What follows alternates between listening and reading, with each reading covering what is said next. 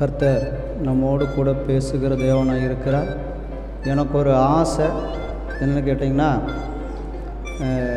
சபைக்கு வருகிற பிள்ளைகள் பண ரீதியாய் கஷ்டப்படக்கூடாது, பொருளாதார ரீதியாய் வருத்தப்படக்கூடாது, ஆவிக்குரிய ரீதியில் சோர்ந்து போகக்கூடாது. ஆவி ஆத்மா சரீரம் ஆசீர்வாதமாக இருக்கணும், பொருளாதார ரீதியிலையும் ஆசீர்வாதமாக இருக்கணும், கடன் இருக்கக்கூடாது அப்படின்னு சொல்லிட்டு எனக்கு ரொம்ப நாளாக ஒரு ஆசை.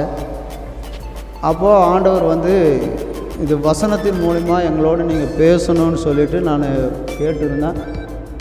அப்போது வியாழக்கிழமை மணிக்கு வீட்டுக்கு அவங்க அண்ணாதுரை பிரதர் வீட்டு ஜபத்துக்கு போகும்பொழுது இந்த வசனத்தை எனக்கு கொடுத்தார். இந்த வசனத்தை கொடுக்கும் பொழுது நாங்கள் அவங்களுக்கு சில வசனங்களை சொன்னேன். அப்போது எனக்கு ஒரு ஆசை, இந்த வசனத்தின் மூலமாக ஞாயிற்றுக்கிழமை எங்களோடு பேசுங்க, நாங்கள் அந்த வசனத்துக்கு கீழ்ப்படிந்து நாங்கள் நடக்கிறோம், நாங்கள் ஆசீர்வாதமாக இருக்கணும் அப்படின்னு சொல்லிட்டு ஆண்டவரிடத்தில் கேட்ட பொழுது அவர் எனக்கு கொடுத்த வார்த்தை என்ன கேட்டிங்கன்னா, ஆதியாகமம் 26வது அதிகாரத்தில் கர்த்தர் என்னோடு கூட பேசினார். எல்லோரும் எடுத்துக்கங்க. 31வது பக்கம், பழைய ஏற்பாடு 31வது பக்கம் 26வது வசனத்தை அதிகாரத்தை எடுத்துக்கொள்ளுங்கள். அதில் 12வது வசனத்தை நம்ம வாசிக்க கேட்கலாம்.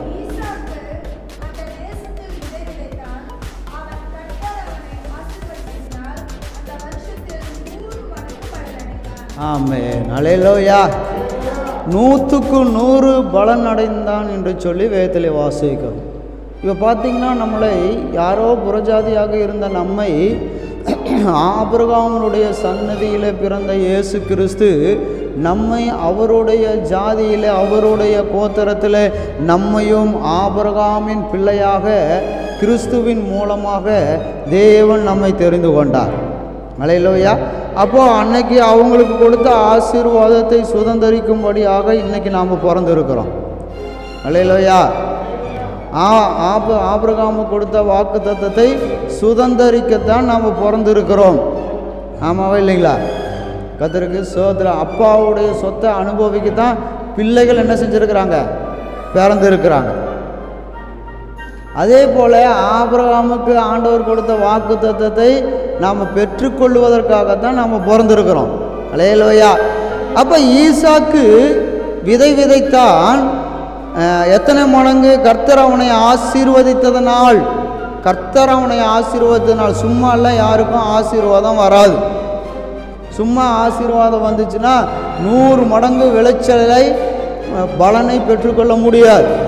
அப்போ கர்த்தர் ஆசீர்வதித்ததுனால அந்த வருஷத்திலே, எந்த வருஷத்தில்,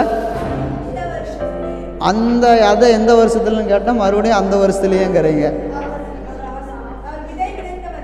விதை விதைத்த வருஷத்தில். அந்த விதை விதைத்த வருஷம் எப்படிப்பட்ட வருஷம்னு உங்களுக்கு தெரியுமா? பஞ்சம். 1வது வசனத்தில் வாசிக்கிறோம், ஆபிரகாமின் நாட்களில் பஞ்சத்தை அல்லாமல் மறுபடியும் ஒரு பஞ்சம் தேசத்தில் உண்டாயிற்று. அப்பொழுது ஈசாக்கு பெலிஸ்தர் ராஜாவாகிய கேராவுக்கு போனார். அப்போது பஞ்சம் அந்த வருஷம்னா எந்த வருஷம்? அந்த இடத்துல பஞ்ச வருஷத்துலேன்னு போட்டுக்கணும். அந்தங்கிற இடத்துல எடுத்துட்டு பஞ்சம் அப்படின்னு போட்டுக்குங்க. அப்போ அந்த பஞ்ச வருஷத்திலே எத்தனை மடங்கு கர்த்தர் ஆசீர்வதித்தார்? அப்பாடா. டெய்லியும் காலையிலையும் சாயந்தரம் தண்ணி பாய்ச்சினா கூட என்ன செய்ய முடிய மாட்டேங்குது. விவசாயம் பண்ணுறவங்கள கேட்டால் ரொம்ப அழுவாங்க. ஏன்னா தக்காளி விலை, தக்காளி இங்கே நம்மளுக்கு 100 ரூபாய்க்கு விற்பாங்க, அங்கே 5 ரூபாய்க்கு வாங்கிட்டு வருவாங்க. ஆனால் நம்மக்கிட்ட விற்கிறது 100 ரூபாயா. இந்த மாதிரி நிறைய காரியங்கள். அப்போது பஞ்ச காலத்தில் கர்த்தர் அவனை 100 மடங்கு ஆசீர்வதித்தார். அடுத்த வசனத்தில் வாசிக்கிறோம், அவன் ஐஸ்வர்யவானாகி வர வர விருத்தி அடைந்து மகா பெரியவனானான். அல்லேலூயா. நம் முற்பிதாவாகிய ஈசாக்கு பஞ்ச காலத்தில் விதைச்சார். அந்த வருஷத்தில் 100க்கு 100 பலன் கொடுக்கும்படியாக கர்த்தர் ஆசீர்வதித்தார். அவன் பெரிய பணக்காரனானான். வர வர வர வர விருத்தி அடைந்தான். தொழில் என்ன செஞ்சு விருத்தி அடைஞ்சுன்னா பெருகிட்டே இருக்கு. விருத்தி அடைந்தான், மகா பெரியவனானான். லேலோயா, கர்த்தருக்கு ஸ்தோத்திரம். இந்த ஆசீர்வாதம் நம்முடைய முற்பிதாவாகிய ஈசாக்குக்கு மட்டுமல்ல, இயேசுவை விசுவாசிக்கிற நமக்கும் தேவன் இந்த வார்த்தையை வைத்திருக்கிறார். அல்லேலூயா. அப்போ நாமளும் என்ன செய்யணும்னா 100 மடங்கு ஆசீர்வாதத்தை பெறணும்.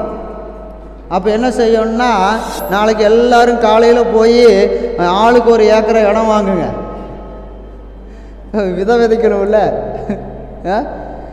ஆளுக்கு ஒரு ஏக்கரை இடம் வாங்கி விதைப்போம். நம்மளுக்கு எத்தனை மடங்கு ஆசீர்வாதம் கிடைக்கும்? 100 மடங்கு ஆசீர்வாதம். புரியல, காது கேட்கல.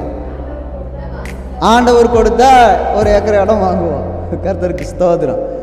அப்போ நம்ம செய்கிற காரியங்களில் சரியான காரியத்தை நாம் செய்தால் கர்த்தர் நம்மளை ஆசீர்வதிப்பார்.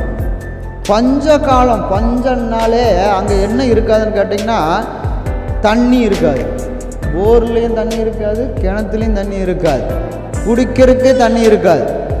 அப்படி இருக்கும் பொழுது நாம் எப்படி விதைக்க முடியும் சொல்லுங்க பார்க்கலாம். அது இல்லாமல் அவர் விதைச்ச இடம் எந்த இடம்னு தெரியாது. நல்ல இடமா, விதைச்சா முளைக்கிற இடமா? ஈசாக்கு சொந்த ஊருக்கு போயிருக்காரு, நல்ல நிலம் அவர் கிடைக்கிறதுக்கு.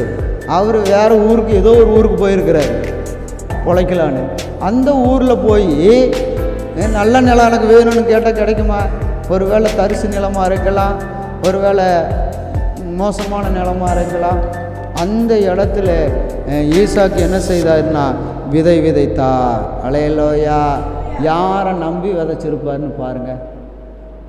அந்த விதையை யாரை நம்பி விதைச்சிருப்பார்? ஆண்டவரை நம்பி.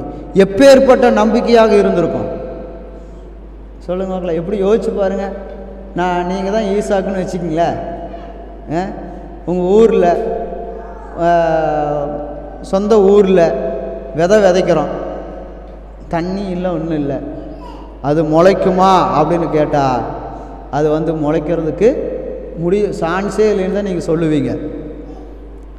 அப்போ அப்பேற்பட்ட சூழ்நிலையில் நாம் இருக்கிறோம். அப்போ கர்த்தருடைய விசுவாசம் அந்த அளவுக்கு 100க்கு 100 என் கர்த்தர் விளைய செய்வார். அல்லேலூயா. என் கர்த்தர் யார்? என சாதாரணமானவரா? என் கர்த்தர் ஜீவனுள்ள தேவன். அவர் என்ன செய்வார்? விதைக்கிற மனிதனை ஆசீர்வதிக்கிற தேவன். விதையை ஆசீர்வதிப்பார். அல்லேலூயா. ஈசாக்கை ஆசீர்வதிச்சாரா, விதையை ஆசீர்வதிச்சாரா? ஈசாக்கின் நிமித்தம் அவன் கையின் பிரயாசத்தை ஆசீர்வதித்தார்.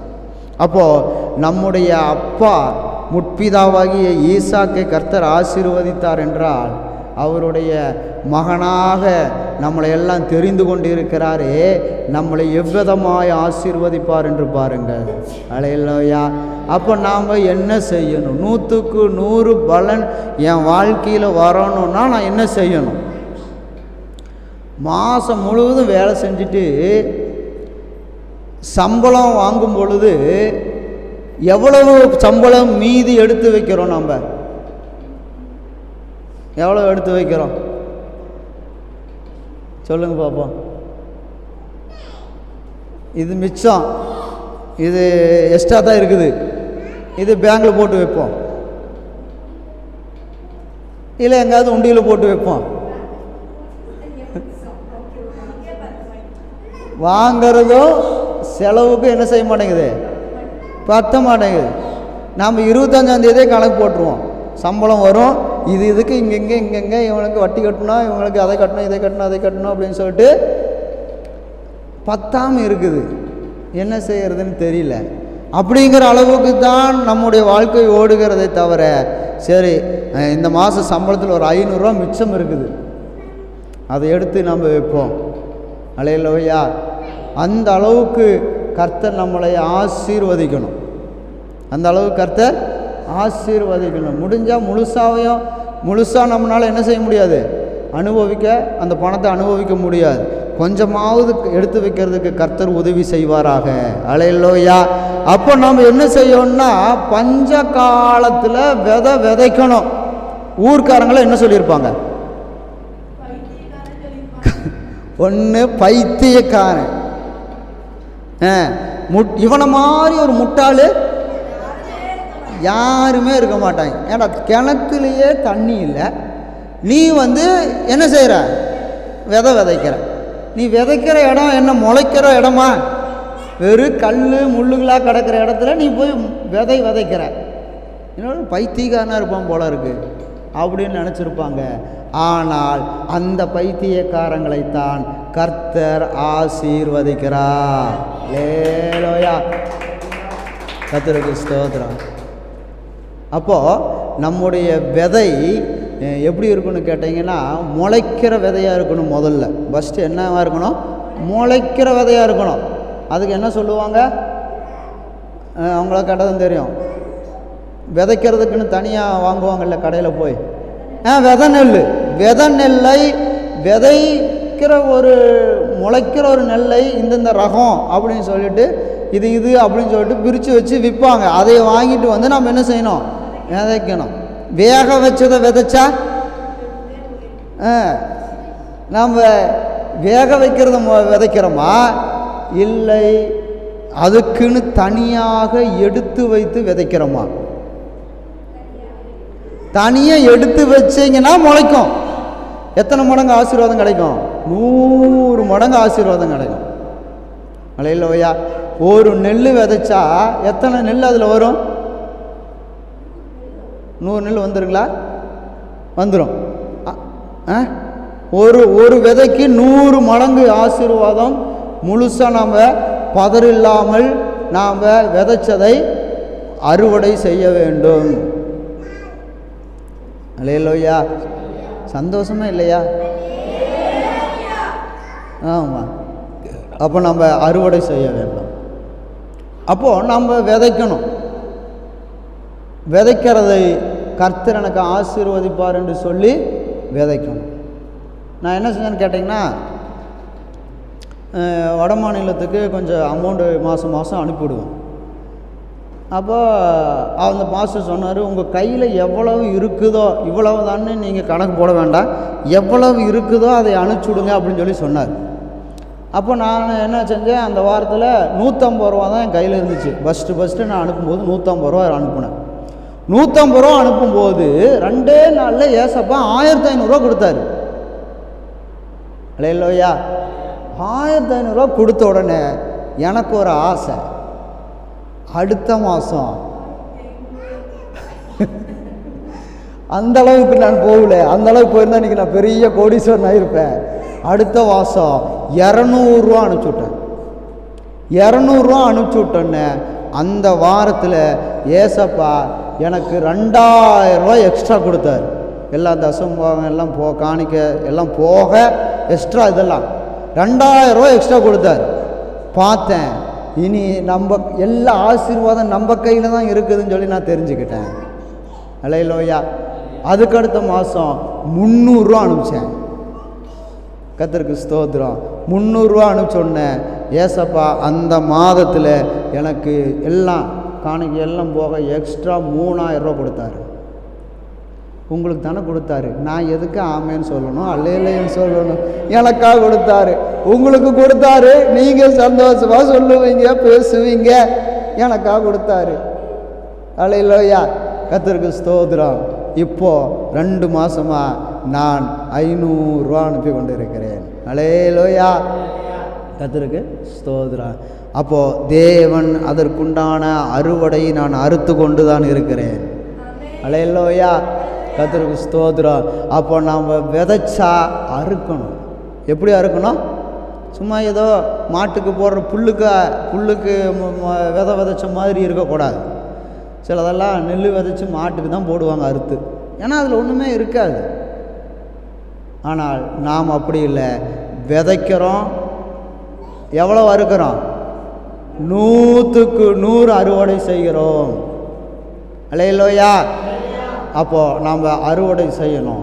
அப்போது எதையை விதைச்சாலும் நம்ம 100 மடங்கு அறுவடை செய்யலாம். ஒரு நேரத்தை விதைச்சு பாருங்களேன். ஆண்டவருக்காக உங்கள் நேரத்தை நீங்கள் விதைச்சு பாருங்க. உங்களுக்காக நீங்கள் விதைச்சதை விட 100 மடங்கு அதிகமாக ஏசப்பா உங்களுக்காக நேரத்தை ஒதுக்குவார். ஆமாவே இல்லைங்களா? உண்மையா பொய்யா? ஏதோ பாஸ்டர் ஏதோ பேசுகிறாருன்னு நினைக்கிறீங்களா, இல்லை உண்மை நினைக்கிறீங்களா? நீங்கள் 1 மணி நேரம் டெய்லியும் ஆண்டவருக்காக விதைச்சிங்கன்னா 24 மணி நேரமும் 100க்கு 100 முழுசும் தேவன் உங்களுக்காக அவருடைய நேரத்தை கொடுப்பார். அல்லேலூயா. ஆனால் நம்ம கையில் தான் இருக்குது, எல்லாமே நம்ம கையில் தான் இருக்குது. அப்போ நம்ம தசம்பாகம் முழுசாக விதைச்சோம்னா ஏசப்பா என்ன செய்கிறாரு? அவர் கொடுத்ததை திரும்ப கொடுப்பார். அல்லேலூயா. ஒரு சிலர் தசம்பாகத்தை பாதி கொடுப்பாங்க, பாதி அவங்க வச்சுக்குவாங்க. அப்போது பாதி கொடுத்தா எவ்வளோதான் அறுவடை? முழுசாக 100க்கு 100 கொடுத்தா எவ்வளோ அறுவடை? அல்லேலூயா. 100க்கு 100 அறுவடை. அதே போல் இப்போ நம்ம காணிக்கை போட்டு இருக்கிறோம். அல்லேலூயா. இந்த காணிக்கைக்கு உண்டான 100க்கு 100 ஏசப்பா எனக்கு தருவார் என்று சொல்லி நான் போட்டேன்னா எனக்கு 100க்கு 100 ஏசப்பா தருவார். அல்லேலூயா. நான் இங்கே விதைச்சிருக்கேன், ஊழியத்துக்காக நான் என்ன செஞ்சுருக்கேன்? விதைச்சிருக்கிறேன். அந்த விதையை கர்த்தர் 100 மடங்கு ஆசீர்வாதம் தருவார் என்று சொல்லி விசுவாசத்தோடு ஈசாக்கை போல நாம் விதைச்சால் அவன் ஐஸ்வர்யனானது போல நம்மையும் தேவன் ஐஸ்வர்யவானாக மாற்றுவார். அல்லேலூயா. இன்னைக்கு இந்த செய்தியை கேட்டு ஒப்பு கொடுக்கிற உங்களை கர்த்தர் வர வர விருத்தி அடைய செய்வார். மகா பெரியவனாக உங்க ஊர்ல தேவன் மாற்றுவார். இதுதான் நம்ம சுதந்திரிக்கிற போகிற ஆசீர்வாதம். நாம் சுதந்திரிக்கணும், ஆசீர்வாதத்தை சுதந்திரிக்கணும். சும்மா ஆபிரகாமை ஆசீர்வதிச்சிட்டாரு அப்படின்னு சொல்லிட்டு ஈசாக்கு என்னமோ பஞ்சமாக இருக்குது, பொழைச்சா பொழைக்கலாம், போய் சேர்ந்தா சேருவோம், நம்மளுக்கு என்ன அப்படின்னு சொல்லிட்டு தூங்கி கொண்டு இருந்திருந்தால், ஒருவேளை அவர் வேலை செய்யாமல் விதைக்காமல் இருந்திருந்தால் அவருக்கு 100 மடங்கு ஆசீர்வாதம் கிடைச்சிருக்காது. பணக்காரனும் ஆயிருக்க முடியாது, விருத்தியும் அடைய முடியாது. அல்லேலூயா. இந்த வருஷம் ஒரு கம்பெனி வச்சாங்கன்னா விருத்தி அடைகிறதுனா என்னது? அடுத்த வருஷம் இன்னொரு கம்பெனி வைப்பாங்க. அதுதான் விருத்தி அடைகிறது. வர வர வர விருத்தி அடைந்தால் இருக்கிற தொழில் வர வர வர இருக்கிறதெல்லாம் போயிட்டே இருக்கக்கூடாது. வர வர வர விருத்தி அடையணும். அதுதான் தேவன் நமக்கு கொடுக்கிற ஆசீர்வாதம். அல்லேலூயா. பிள்ளைகள் காலாண்டு தேர்வில் மார்க்கு கம்மியாக வாங்கினா அரையாண்டு தேர்வில் எப்படி வாங்கணும்? அதிகமாக வாங்கணும். அல்லேலூயா. அதுதான் ஆசீர்வாதம். அப்போ கர்த்தருடைய ஆசீர்வாதமே ஒரு மனிதனுக்கு ஐஸ்வர்யத்தை தரும். அல்லேலூயா. கர்த்தர் நம்மளை ஆசீர்வதிக்கணும். அப்போ நம்ம ஜெபம் அப்படிங்கிற விதையை விதைத்தால் அல்லேலூயா பதிலுங்கிற அறுவடையை 100க்கு 100 நாம் என்ன செய்வோம்? அறுப்போம். அல்லேலூயா. எங்களுக்கு ஜெபம் பண்ணுறதுக்கே நேரம் கிடைக்க மாட்டேங்குது பாஸ்டர். எங்கே ஜெபிக்கிறது? ஜெபம் பண்ணுறதுக்கு எங்களுக்கு நேரம் கிடைக்க மாட்டேங்குது. ஆனாலும் நாம் என்ன செய்யணும்? ஜெபிக்கணும். நீங்கள் ஜெபிக்கிறதுக்கு நேரம் கிடைக்கலனா நீங்கள் சாப்பிட்ற நேரத்தை ஜெப நேரமாக மாற்றிடுங்க. அல்லேலூயா. எப்படிங்க பாஸ்டர்? சாப்பிடாமல் எப்படிங்க பாஸ்டர் இருக்கிறது? அதே தான், ஜெபிக்காமல் நம்மளால் இருக்கவே முடியாது. அல்லேலூயா. ஜெபிக்காமல் நம்மளால் இருக்கவே கூடாது.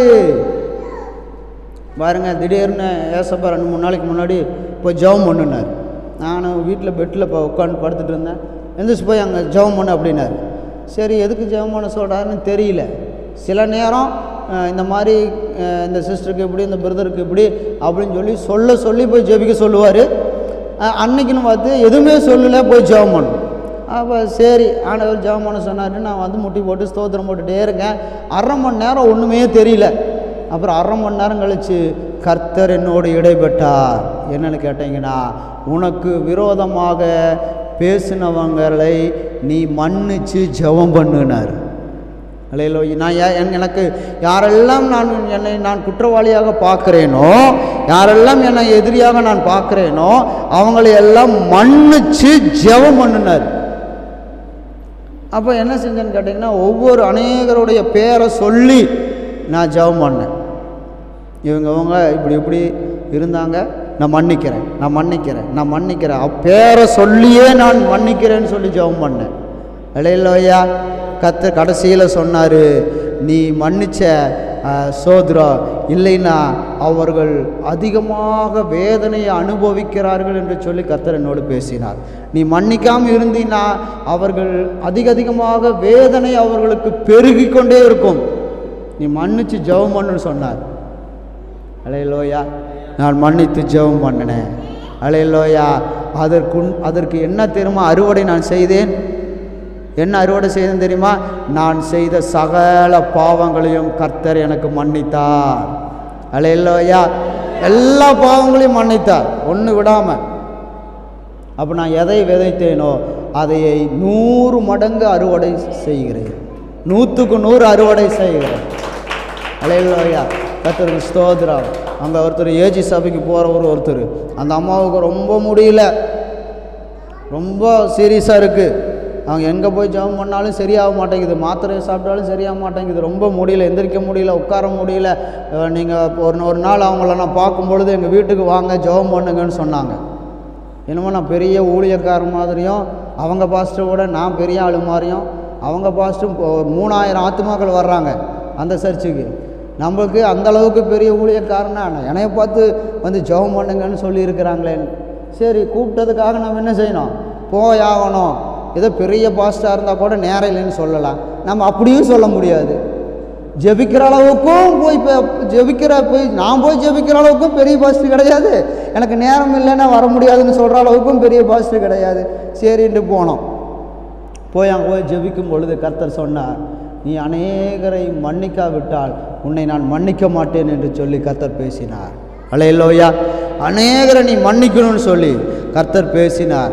அதே போல் அங்கே அநேகரை கோவப்பட்டு கெட்ட வார்த்தையெல்லாம் பேசியிருக்கிறாங்க. அவங்க ஜெபம் முடிச்சோடனே ஒவ்வொன்றா கட்டுகளை அவுத்து விடுறாங்க, ஒவ்வொரு கட்டாக அவிழ்க்கப்படுகிறது. நான் சொன்னேன், நீங்கள் அநேகரை மன்னிக்கணும். அல்லேலூயா. அவங்கள அநேகரை மன்னிச்சோன்னே அப்போவே கொஞ்சம் நேரத்தில் நாங்கள் டீயை குடித்து முடிக்கிறதுக்குள்ளே இவங்க யாருக்கோ அவங்க அக்காவோ யாருக்கோ ஃபோன் பண்ணி நல்லா இருக்கிறியா அப்படின்னு பேசினாங்க. அல்லேலூயா. நான் நல்லா இருக்கிறேன், நீ நல்லா இருக்கிறியா அப்படின்னு ஒரே சந்தோஷம். கர்த்தருக்கு ஸ்தோத்திரம். சிரிச்சிட்டு வந்தாங்க. பையன் கேட்டான், யாருக்கிட்ட பேசுனேன் ஃபோனில்? பார்த்தீங்களா, பெரியம்மாட்ட பேசினேன். அல்லேலூயா. இன்றைக்கி அந்த அக்கா நல்லா இருக்கிறாங்க, எல்லாத்தையும் மன்னிச்சாங்க, அவங்களுடைய அநேக பாவங்கள் மன்னிக்கப்பட்டது. இன்றைக்கி அந்த அக்கா நல்லா இருக்கிறாங்க. ஒரு நாள் பார்த்தேன், கடைக்கு போயிருந்த கடையில் போய் உட்காந்துருந்தாங்க. என்னக்கா இங்கே வந்துட்டீங்க? வீட்டில் இருந்தால் போர் அடிக்குது, சும்மா இருக்க முடியல அப்படின்னு கடைக்கு வந்துட்டேன்னு சொன்னாங்க. அந்த அளவுக்கு தேவன் சுகத்தை கொடுக்கிற தேவனாக இருக்கிறார். அப்போ நாம் என்ன செய்யணும்னா, நம்முடைய ஜெபத்தை நான் எப்படி ஜெபிக்கிறேனோ அது நமக்கு அப்படியே கிடைக்கும். நான் நல்லா இருக்கணும்னா என்ன செய்கிறது அப்படின்னு சொல்லி ஒருத்தர் கேட்டார். அதுக்கு ஒரு பாஸ்டர் சொன்னார், நீ நல்லா இருக்கணும்னா நீ எப்படியெல்லாம் வாழணும்னு நினைக்கிறையோ அப்படியெல்லாம் அடுத்தவர்கள் வாழட்டும் என்று சொல்லி நினை, நீ நல்லா இருப்ப. அல்லேலூயா. நான் மட்டும் நல்லா இருக்கக்கூடாது அப்படின்னு நினைக்கக்கூடாது. நான் நல்லா இருக்கணும்னு என்னென்ன காரியத்தில் நான் ஆசீர்வாதமாக இருக்க வேண்டும் என்று சொல்லி நான் விரும்புகிறேனோ அதே போல் எல்லாரும் நல்லா இருக்கணும். விரும்பும் பொழுது கர்த்தர் உன் ஜெபத்துக்கு ஆசீர்வாதம் 100க்கு 100 தருகிறார். அல்லேலூயா. அல்லேலூயா. அதே போல் வேதத்தை வாசிக்கணும். வேதத்தை அவர் நமக்கு கொடுத்த லெட்ரு, அவர் நமக்கு என்ன கொடுத்துருக்கிறாரு? லெட்ரு அனுப்பிச்சிருக்கிறாரு. இந்த லெட்டரை நாம் என்ன செய்யணும்? படிச்சுட்டே இருக்கணும். நேரம் கிடைக்கும் போதெல்லாம் படிச்சுட்டே இருக்கணும். அங்கே தாங்க பாஸ்டர் எனக்கு பிரச்சனையே. வேதத்தை படிக்க சொல்கிறீங்க, ஓகே, ஆனால் நேரம் கிடைக்கும் போது படிக்க சொல்கிறீங்களா, அங்கே தான் எனக்கு பிரச்சனையா? என்ன பிரச்சனை? நேரமே கிடைக்க மாட்டேங்குது. ஏசப்பாட்ட கேட்டு நேரத்தை பெற்றுக்கொள்ளணும். அல்லேலூயா. ஒரு 2 வாரம் 3 வாரத்துக்கு உடம்பு சரியில்லாமல் ஆக்கிட்டாருன்னா நிறைய நேரம் கிடைக்கும். வீட்டு விட்டு வெளியே போக முடியலை பாஸ்டர், தலை வலிக்குது, இடுப்பு வலிக்குது, முதுகு வலிக்குது, நடக்க முடியல. நீ நடக்கிறதுனால தானே நேரம் கிடைக்காம ஓடுற.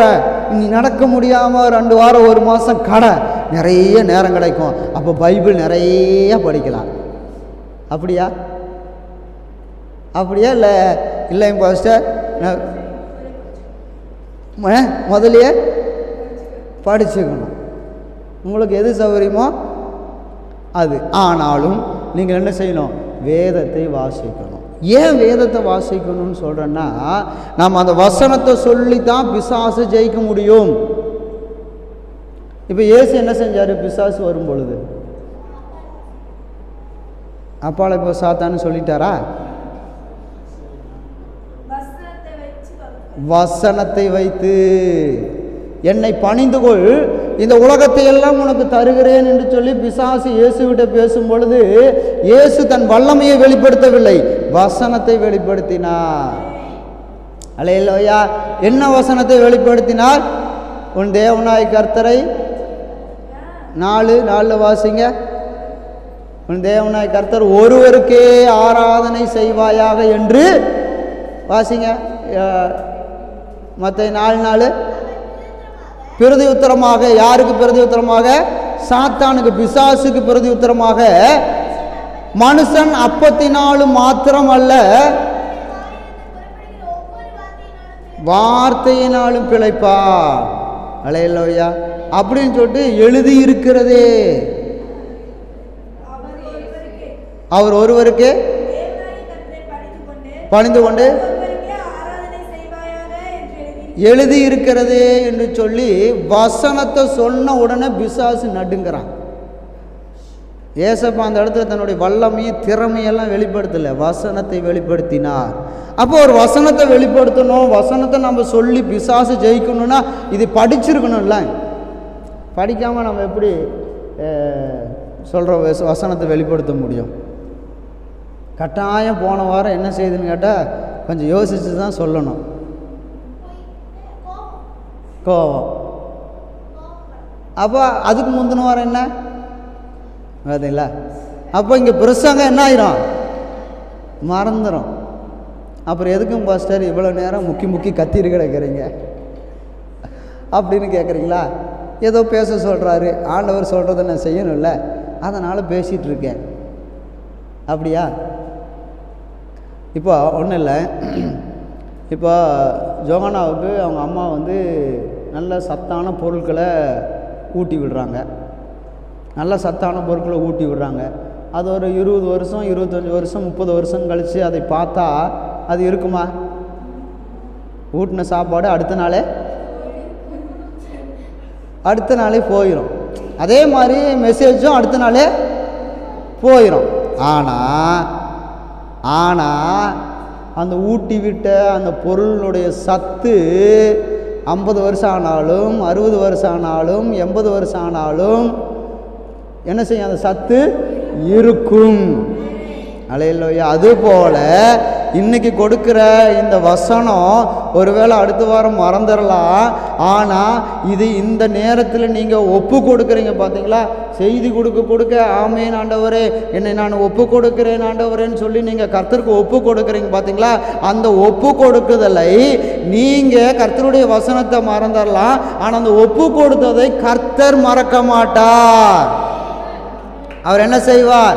உங்களுக்கு அந்த வசனத்துக்கு உண்டான ஆசீர்வாதத்தை ஏற்ற வேளையிலே ஏற்ற நேரத்தில் உங்களுக்கு கர்த்தர் தருவார். அதுங்களா? இதுதான் வசனத்தினுடைய வல்லமை. அப்போ நம்ம படிக்கும் பொழுது 100க்கு 100 ஆசீர்வாதத்தை பெற்றுக்கொள்ள வேண்டும் என்றால் பிசாசு ஜெயிக்கணும்.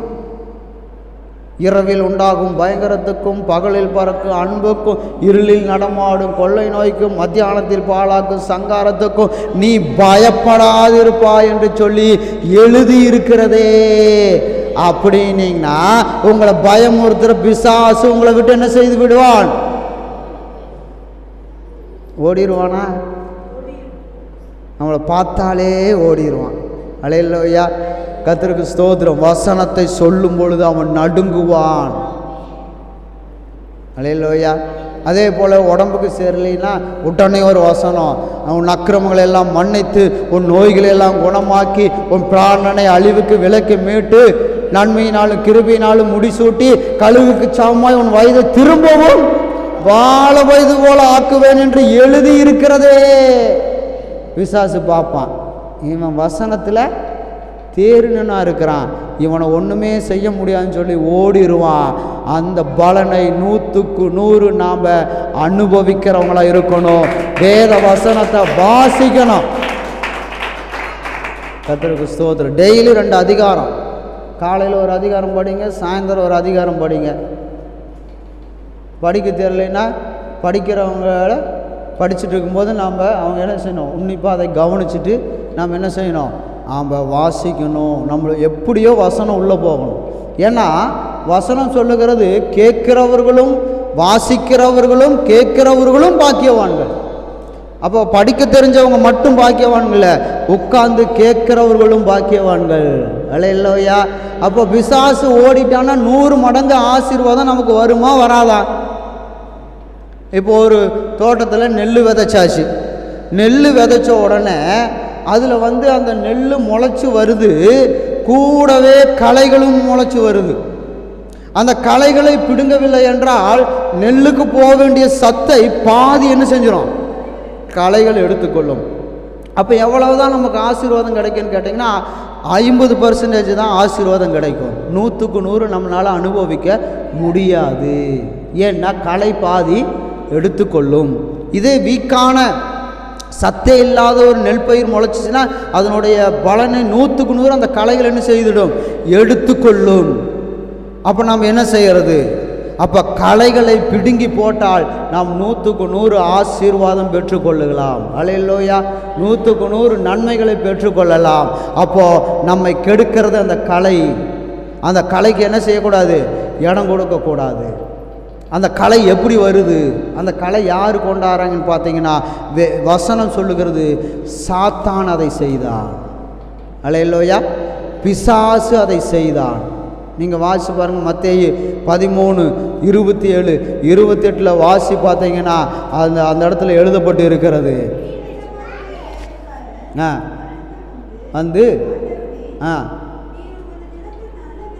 நல்ல விதையைத்தானே விதைச்சோம், அங்கே பின்ன எப்படி களைகள் வந்தது? அதற்கு சத்துரு அதை செய்தான்.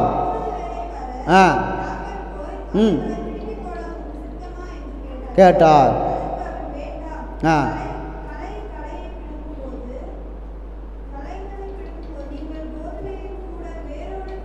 ஆமென். சோத்திரம். பாருங்க, சாத்தான் களையை விதைத்தான்.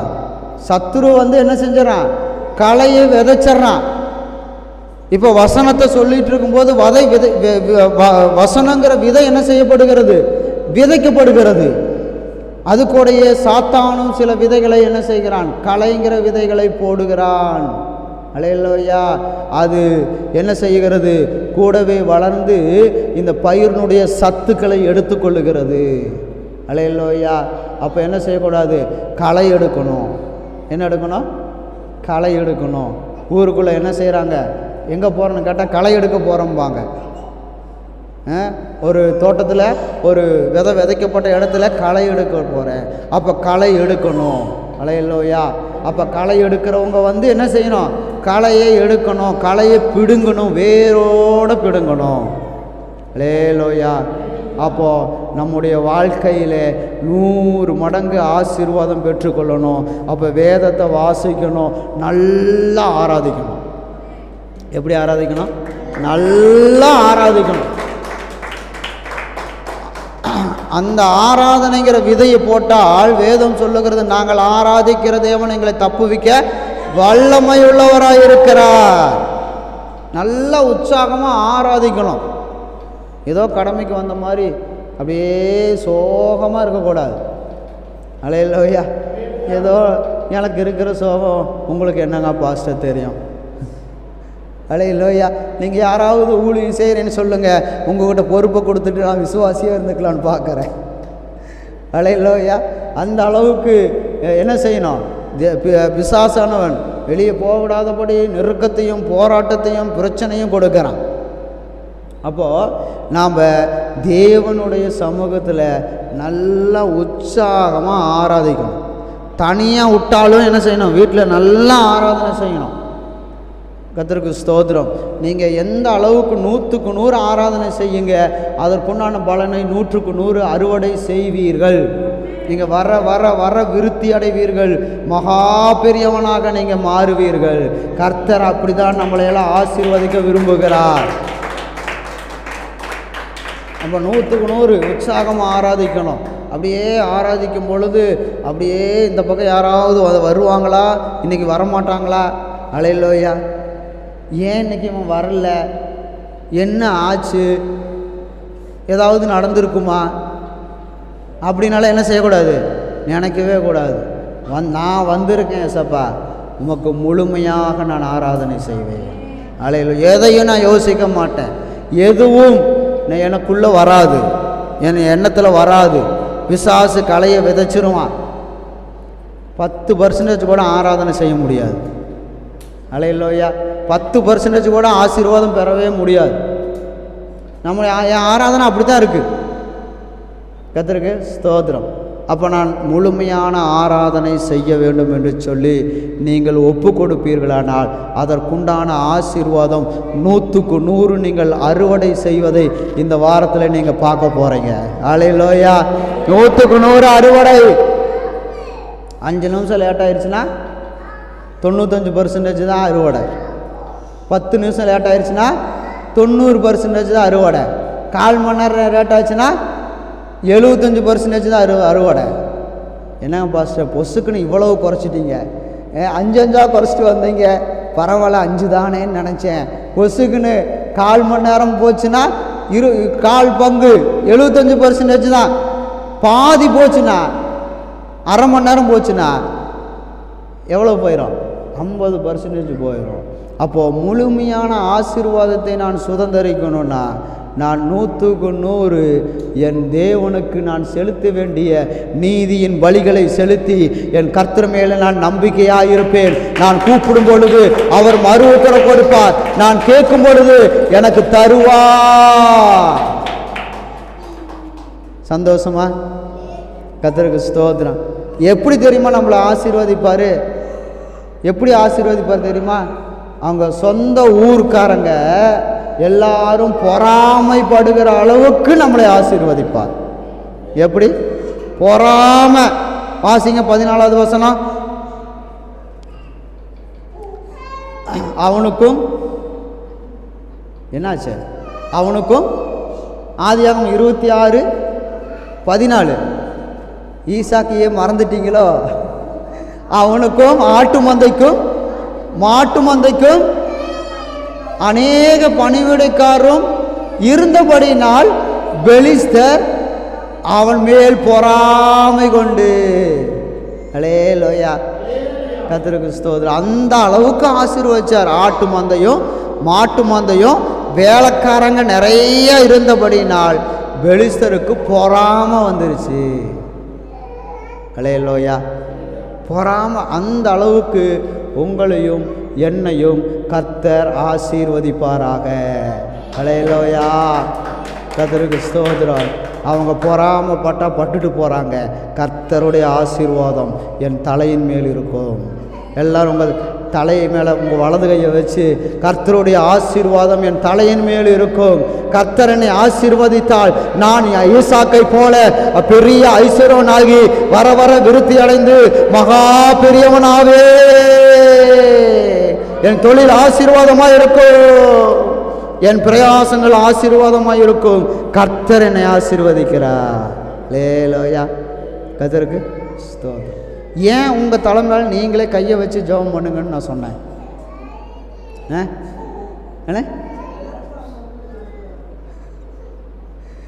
என்னதான் இருந்தாலும் அடுத்தவங்க வந்து ஜெபம் பண்ணால் ஏதாவது விட்டுட்டோ இல்லை இவனை ஆசீர்வதிச்சு படுவானோ அப்படிங்கிற எண்ணத்துலையோ ஆசீர்வதிச்சிருவாங்க.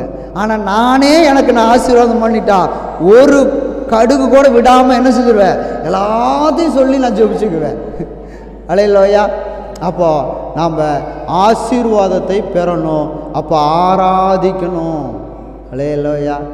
3 பேர் சொல்கிறாங்க, நான் ஆராதிக்கிற தேவன் என்னை தப்புவிக்க வல்லமை உள்ளவராக இருக்கிறார்.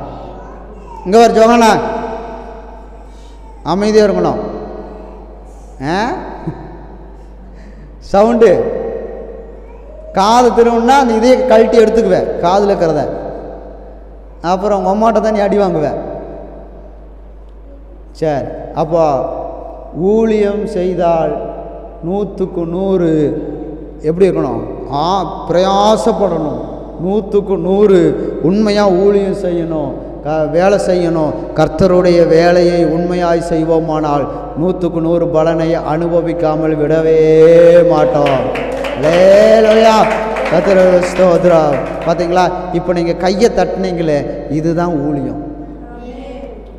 இதுதான் நான் செய்கிறத ஊழியம் நினைக்கக்கூடாது. நீங்கள் ஆமேன்னு சொல்ல சொன்னால், ஆமேன்னு சொன்னீங்கன்னா அது பேர் என்னது, ஊழியம்.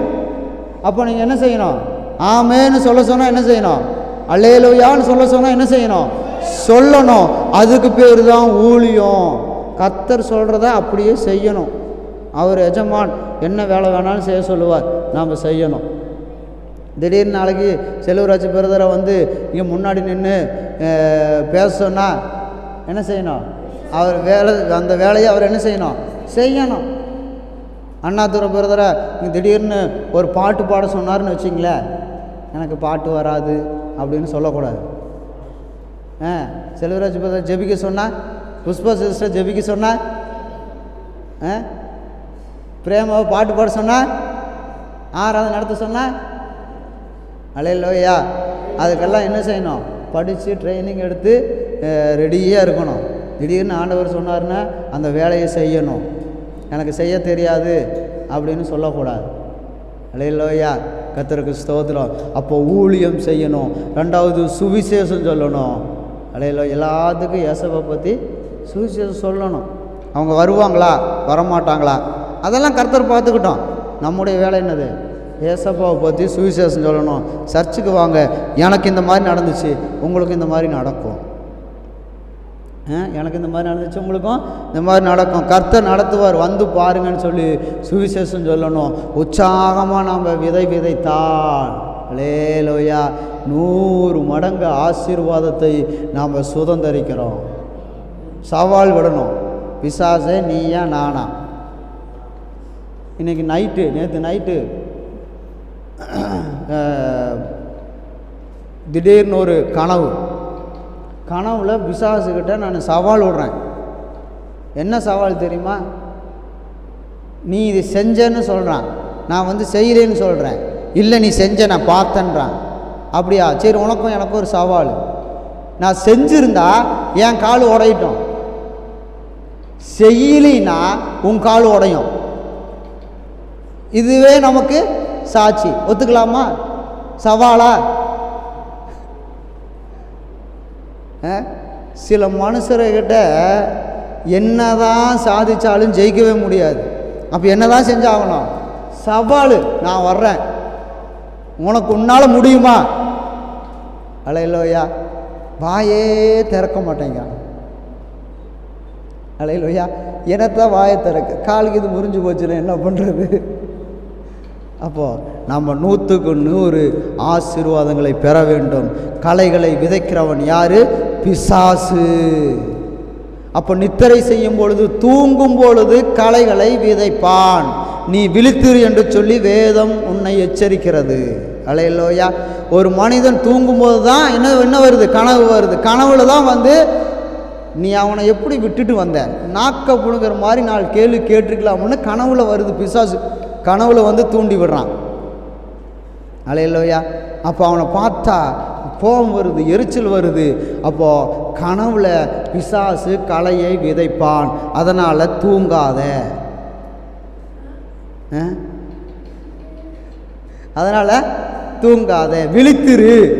மத்தேயு 26:41 சொல்லுகிறது, விழித்திருந்து ஜெபம் பண்ணுன்னு சொல்லுது.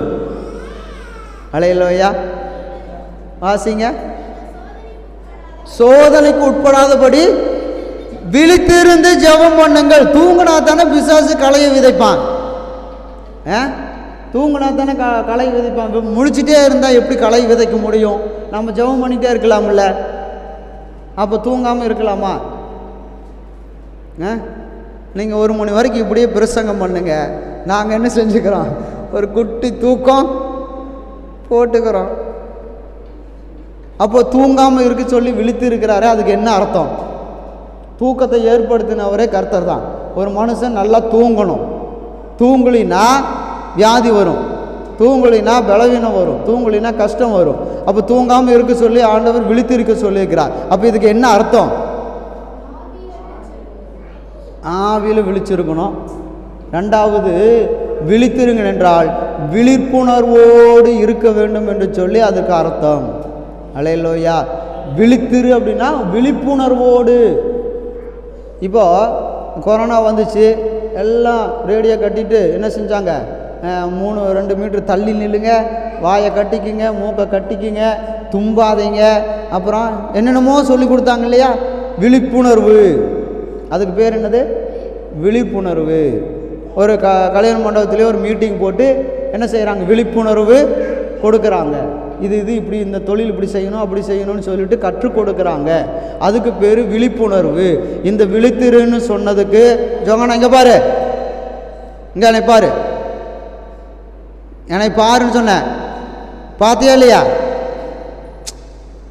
பாருன்னு சொன்னால் மறுபடியும் கீழே குமிச்சிட்டு இருக்கிற.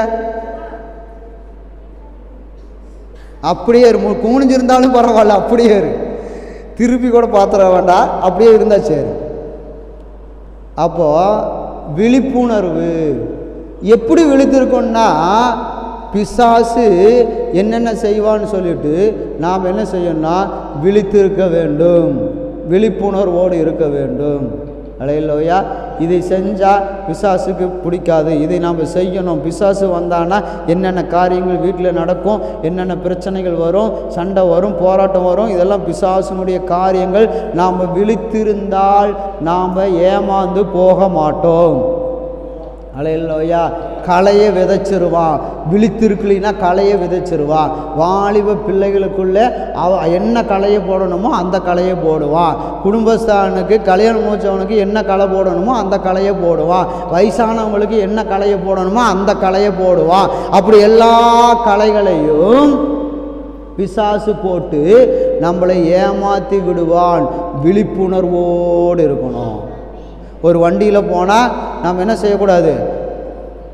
ஆமாம், ஏனோ தானோன்னு ஓட்டிடக்கூடாது. விழிப்புணர்வோடு இருக்கணும். அதனால தான் நீங்கள் வாகனத்தில் போகும்போது செல்ஃபோன் யூஸ் பண்ணாதீங்கன்னு சொல்கிறதுக்கு காரணம் என்னென்னா, செல்ஃபோன் பேசிட்டு கார் ஓட்டினா அந்த பாதையை நாம் மறந்து விடுவோம், போகிற பாதையை மறந்து விடுவோம். யார் எங்கே எந்த இடத்துல வர்றாங்கன்னு தெரியாமல் போயிடும். நம்முடைய எண்ணங்கள் சிந்தையெல்லாம் மாறிடும். அதனால தான் அவங்க விழிப்புணர்வு கொடுக்குறாங்க. செல்ஃபோன் யூஸ் பண்ணாத, ஹெல்மெட் போடாமல் போகாத அப்படின்னு சொல்லிட்டு கவர்மெண்ட் என்ன செய்கிறாங்க? விழிப்புணர்வு கொடுக்குறாங்க. அதே போல் நாமளும் எந்தெந்த சூழ்நிலையில் நாம் வாழ்ந்து கொண்டு இருக்கிறோமோ அந்தந்த சூழ்நிலைக்கு தகுந்த மாதிரி பிசாசு நம்மோடு போராடுவான், களையை விதைப்பான். அப்போ நாம் என்ன செய்யணும்னா விழித்திருக்கணும். கண்ணு மூடி இருக்கணும், ஆனால் இருதயம் எப்பவும் விழித்திருக்கணும். அல்லேலூயா. அப்போ நீங்கள் விழித்திருக்கும் பொழுது என்ன செய்யணும்னா ஜெபம் பண்ண வேண்டும். ஜெபம் பண்ணணும். ஜெபந்தான் நமக்கு நம்முடைய வாழ்க்கையிலே உயிர் மூச்சே ஜெபந்தான். ஜெபம் இல்லாத வாழ்க்கை, அநேகர் சொல்கிறாங்க ஜெபம் இல்லாத வாழ்க்கை கூரை இல்லாத வீடு. அல்லேலூயா. ஜெபம் நமக்கு ரொம்ப ரொம்ப முக்கியம். ஜெபிச்சுட்டே இருக்கணும். டைம் கிடைக்கும் போது ஜெபிக்கணும். நாங்கள் தான் வேலைக்கு போகிறோமே, எப்படி ஜெபிக்கிறது அப்படின்னு சொன்னீங்கன்னா உங்களுக்கு ஒரு காரியத்தை நான் கற்றுக் கொடுக்குறேன். என்ன காரியம்னா, இடைவிடாமல் ஜெபம் பண்ணுங்கன்னு இயேசுவா சொல்லியிருக்கிறார். எப்படி இடைவிடாமல் ஜெபம் பண்ணுறது? நாம் தான் வேலைக்கு போகிறோமே, எப்படி ஜெபிக்கிறதுன்னு கேட்டிங்கன்னா, இப்போ ஒன்றும் இல்லை, ஒரு 2 வீலர் புதுசாக ஓட்டும் பொழுது, ஒரு காரு புதுசாக ஓட்டும் பொழுது அவர்கள் எப்படி அதை ஓட்டுறாங்க? பார்த்து மெதுவாக பிரேக் பிடிச்சி இண்டிகேட்டரெல்லாம் போட்டு ஹார்ன் அடித்து புதுசாக ஓட்டுறவங்களை பாருங்களேன். கரெக்டாக இண்டிகேட்டர் போடுவாங்க, ஹாரன் அடிப்பாங்க, மெதுவாக போவாங்க, நின்று நிதானமாக வண்டி ஓட்டுவாங்க. ஆனால் ஒரு 2 வருஷம் 1 வருஷத்துக்கு மேலே பழகிட்டேன்னு வச்சுக்கலாம், அவங்க எப்படி வண்டி ஓட்டுவாங்க? இண்டிகேட்டர் போடுறதையே மறந்துடுவாங்க. ஆனால் புதுசாக ஓட்டும்போது, கார் ஓட்டும்போது அழகாக மெதுவாக கிளச்சை பிடிச்சி மெதுவாக கீரை மாற்றி கவனமாக இங்கே அங்கே எல்லாம் சுற்றி சுற்றி பார்த்துட்டு அழகாக வண்டி ஓட்டுவாங்க. ஆனால் ஓட்டி பழகியாச்சுன்னா பக்கத்தால் இருக்கிறவங்ககிட்ட பேசிகிட்டே வண்டி ஓட்டுவாங்க. அலையிலோயா பார்த்துருக்குறீங்களா? வண்டி ஓட்டும்போது பின்னாடி கொண்டிருக்கவங்ககிட்ட பேசிகிட்டே வண்டி ஓட்டுவாங்க. ஆனாலும் போட வேண்டிய கீரை கரெக்டாக போடுவாங்க, பிரேக் பிடிக்க வேண்டிய இடத்துல கரெக்டாக பிரேக் பிடிப்பாங்க. ஆனால் பேசிகிட்டு இருக்கிறது பின்னாடி, கார் ஓட்டிகிட்டு இருக்கிறது பின்னாடி இருக்கிறவங்ககிட்ட எல்லாம் பேசிட்டு வருவாங்க. ஆமாம் அப்படிங்க இப்படிங்கன்னு சொல்லிட்டு. ஆனால் கரெக்டாக என்ன செய்கிறாங்க? கார் ஓட்டுறாங்களா இல்லையா? 2 வீலர் ஓட்டுறீங்களா இல்லையா? இன்னும் தெரியாத மாதிரியே கொண்டிருக்கிறீங்க. ஓட்டுறா எப்படி பழகுனீங்க? புதுசில் எப்படி பின்னாடி இருக்கிறவங்க கூப்பிட்டா கூட காது கேட்காது, அப்படியே மெதுவாக நின்று வேகத்தடையில் மெதுவாக ஏறி இறங்குவாங்க. இப்போ வேகத்தடையாவது ஒன்றாவது அடித்து ஏற்றிட்டு போயிட்டே இருக்கிறாங்க, பின்னாடி உட்காந்துக்கிட்ட பேசிட்டே. இந்த பழக்கம் எப்படி வந்துச்சு உங்களுக்கு? அதே போல் நீங்கள் என்ன செய்யணும்னா, ஜெபிச்சு பழகிட்டீங்கன்னா நீங்கள் எங்கூட பேசிகிட்டு தான் இருப்பீங்க, ஆனால் உங்கள் உள்ளம் ஜெபம் பண்ணிக்கொண்டே இருக்கும். இல்லையா? காரு நிற்க வேண்டிய சிக்னல் போட்டாச்சுன்னா கரெக்டாக நிற்கும், ஆனால் இங்கே பக்கத்தில் இருக்கிறவங்ககிட்ட பேசிகிட்டே இருப்பாங்க. சிக்னல் முடிஞ்சோடனே கரெக்டாக மூவ் ஆகும், கரெக்டாக ஃபஸ்ட்டு கீர் போடுவாங்க, இங்கே பக்கத்தில் இருக்கிறவங்ககிட்ட பேசிகிட்டே இருப்பாங்க. இல்லையா? எங்கள் வீட்டில் அகலம் என்ன செய்யணும்னா எழுதிட்டுருக்கோம், ஆனால் செல்ஃபோனில் ஏதாவது ஓடிட்டே இருக்கும், பாட்டு ஏதாவது ஓடிட்டே இருக்கும், அதை பார்த்துட்டே எழுதிட்டே இருப்பாங்க. அந்த அளவுக்கு பயிற்சி பெற்றிருக்கிறாங்க. அல்லேலூயா. அதே போல் நீங்கள் பாத்திரம் தேய்ச்சி கொண்டு இருந்தாலும் உங்களால் ஜெபிக்க முடியும், வண்டி ஓட்டி கொண்டு இருந்தாலும் உங்களால் ஜெபிக்க முடியும். அல்லேலூயா. கர்த்தருக்கு ஸ்தோத்திரம். நீங்கள் வேலை செஞ்சுட்டு இருந்தாலும் என்ன பண்ணினாலும் உங்களால் ஜெபிக்க முடியும். ஆனால் என்ன செய்யணும்? ஜெபிச்சு பழகணும். அல்லேலூயா. அப்படி ஜெபிச்சு பழகுனீங்கன்னா உங்களுக்குள்ள தேவன் 100க்கு 100 உங்களுக்கு ஆசீர்வாதத்தை சுதந்திரிக்கும்படியாக தேவன் ஏற்ற நேரத்தில் கர்த்தர் உங்களுக்கு காரியங்களை வாய்க்க பண்ணுவார். அல்லேலூயா. அப்போ தேவனுடைய ராஜ்யத்துக்காக நான் விதைக்கிறேன். அல்லேலூயா. தேவனுக்காக நான் இதை செய்கிறேன், நான் தேவனுக்காக இது செய்கிறேன் அப்படின்னு சொல்லிட்டு முழு மூச்சாக உறுதியாக நம்பிக்கையோடு நாம் செய்தோமானால் 100க்கு 100 பலனை பெற்றுக்கொள்ளலாம். இப்போ சொல்லுங்கள், 100க்கு 100 ஆசீர்வாதத்தை பெற்றுக்கொள்வதற்கு கர்த்தர் கொடுக்கறதுக்கு அவர்கிட்ட வல்லமை இல்லையா? இல்லை பெற்றுக்கொள்ளுகிற அளவுக்கு எங்கிட்ட தகுதி இல்லையா? 2ல் ஏதாவது ஒரு காரியம். பெற்றுக்கொள்ளுகிற அளவுக்கு எங்கிட்ட தகுதி இல்லையா? இல்லை தேவனிடத்தில் 100க்கு 100 கொடுக்கறதுக்கு வல்லமை இல்லையா? சொல்லுங்க. வல்லமை இல்லையா? வல்லமை இருக்கு. அல்லேலூயா. அப்போ யாருக்கிட்ட தான் கோளாறு? நம்மளுக்கு எல்லாத்தையும் சேர்த்து சொல்லிட்டு யாராவது கோவிச்சுக்க போகிறாங்க. அல்லேலூயா. எங்கிட்ட தான் கோளாறு. அப்போ நான் என்ன செய்யணும்னா, பெற்றுக்கொள்ளுகிற அளவுக்கு எங்கிட்ட என்ன இருக்கணும்? தகுதி இருக்கணும். இப்போ எனக்கு ஒரு காலேஜில் டீச்சர் வேலைக்கு கூப்பிட்றாங்க, என்னால் போக முடியுமா? இப்போ பிரேமாவை கூப்பிட்றாங்க லெக்சராக வேலை செய்கிறதுக்கு காலேஜில். எப்படியோ செமினார் ரெக்கமெண்ட் பண்ணி பிரேமாவுக்கு ஒரு வேலை வாங்கி கொடுத்துருச்சு. போக முடியுமா? ஏன் போக முடியாது? அதான் வேலைக்கு வர சொல்லிட்டாங்களே. 50,000 சம்பளம். உங்கள் அம்மாவை வீட்டில் விட்டுருவோம். அம்மாவை வீட்டில் விட்டுட்டு போக முடியாதா? இல்லை அந்த வேலைக்கு உண்டான படிப்போ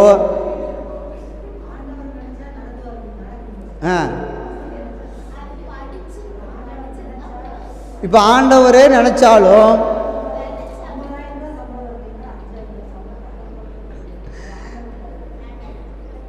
இல்லை எனக்கு லட்ச வேலை கொடுக்கணுன்னு ஆண்டவர் நினச்சாலும் முடியாது. ஏன்னு கேட்டிங்கன்னா எனக்கு அந்த அளவுக்கு படிப்பு இல்லை, அந்த அளவுக்கு தகுதி இல்லை. அப்போது தேவனிடத்தில் கொடுக்கறதுக்கு அவர் வல்லமை இருக்கிறது, பெற்றுக்கொள்ளுகிற தகுதி எனக்கு இல்லை. நான் இனி பெற்றுக்கொள்வதற்கு தகுதி உள்ளவனாக மாற வேண்டும். நான் என்ன செய்யணும்? மாற வேண்டும். நான் மாறினால் மட்டுமே எனக்கு ஆசீர்வாதம் கிடைக்கும். இல்லை பாஸ்ட் பிரசங்கம் பண்ணினதுனால கிடைக்குமா, இல்லை ஏசப்பாட்ட வல்லமை இருக்கிறதுனால கிடைக்குமா அப்படின்னு சொல்லி நினைத்தால் விசுவாசிக்கிறதுனால கிடைக்காது. எனக்கு எல்லாம் கிடைக்கும், நான் கலெக்டர் ஆகணும்னு கூட நான் ஆசை இருக்குது, ஏசப்பா எனக்கு தருவார்னு நான் விசுவாசிக்கிறேன். கிடச்சிருமா? கிடச்சிருமா? அல்லேலூயா. கிடைக்காது. நான் மாறுநாள், அதாவது கலெக்டருக்கு போய் படித்து பரீட்சையில் பாஸ் ஆகி நான் தகுதி உள்ளவனாக இருந்தால் இயேசு எனக்கு தருவார், நான் விசுவாசிப்பேன், எனக்கு வேலை கிடைக்கும். அதே போல் ஒவ்வொரு ஆசீர்வாதமும் தேவன் கொடுக்கிற விலையேற பெற்ற முத்துக்கள். அல்லேலூயா. அந்த ஆசீர்வாதத்தை சுதந்திரிக்கணும்னா நான் மாறியே ஆகணும். என்னை ஜெபிக்க சொல்கிறார், எல்லாத்தையும் மன்னிச்சு ஜெபம் பண்ணணும். அதே மாதிரி நான் மனசார மன்னிச்சு ஜெபம் பண்ணதுக்கப்புறம் கடைசியில் சொல்கிறாரு, இதே மாதிரி நீ செய்த எல்லா குற்றங்களையும் நான் மன்னிக்கிறேன். முதலையே சொல்லியிருந்தான்னு வச்சுங்களேன், நீ போய் எல்லாத்தையும் மன்னிச்சு ஜெபம் பண்ணு, உன் குற்றத்தை நான் மன்னிக்கிறேன் அப்படின்னு சொல்லி முதலையே சொல்லியிருந்தாருன்னா நான் எப்படி ஜெபம் பண்ணுவேன்? என் குற்றத்தை மன்னிக்கிறாரா அப்படின்ட்டு உற்சாகமாக ஜெபம் பண்ணியிருப்பேன். ஆனால் ஆசீர்வாதத்தை மறைத்து விட்டு ஏசப்பா என்ன செய்கிறாரு? நீ ஜெபம் பண்ணுன்னு சொல்லிட்டாரு. எப்படி இவன் ஜெபம் பண்ணுறான்னு பார்த்துட்டே இருந்திருக்கிறாரு. நான் மனதார ஜெபம் பண்ணேன், என்னை கர்த்தர் மனதார ஆசீர்வதித்தார். அல்லேலூயா. கர்த்தருக்கு ஸ்தோத்திரம். அதே போல் இந்த வசனம் எனக்குத்தான் என்று சொல்லி யாரெல்லாம் விசுவாசிக்கிறீங்களோ அவங்களுக்கு தான் இந்த வசனம். அல்லேலூயா. மற்றவங்களுக்கு யாருக்கும் கிடையாது. இங்கே உள்ளுக்குள்ளே உட்கார்ந்துருக்கலாம், ஆனாலும் எனக்குந்தான் விசுவாசித்தால் மட்டுமே நீங்கள் ஐஸ்வர்யனாகி வர வர விருத்தி அடைந்து மகா பெரியவனாக மாறுவீர்கள்.